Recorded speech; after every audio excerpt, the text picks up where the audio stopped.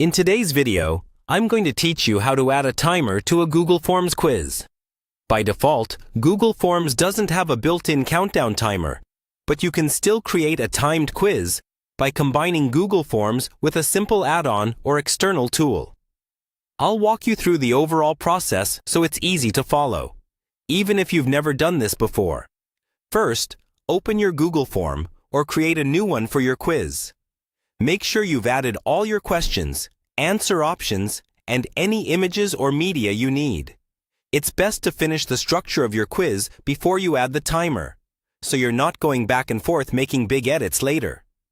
Next, switch your form to quiz mode. In Google Forms, click on the settings icon at the top. Go to the section where you can turn your form into a quiz and enable that option. Here, you can also decide whether students see their scores immediately or later, and whether they can see missed questions and correct answers. Setting this up first ensures your timer works with a proper quiz, not just a regular form.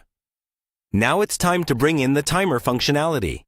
In the same Google Forms window, look for the three dots in the upper right corner and choose the option to access add-ons. This opens the marketplace where you can search for timer tools designed for Google Forms quizzes.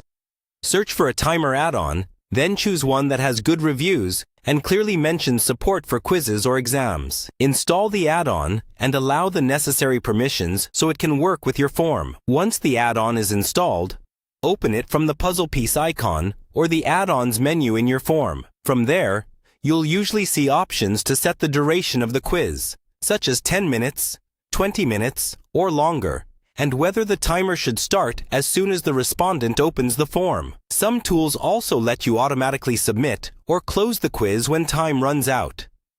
Take a moment to configure these options carefully.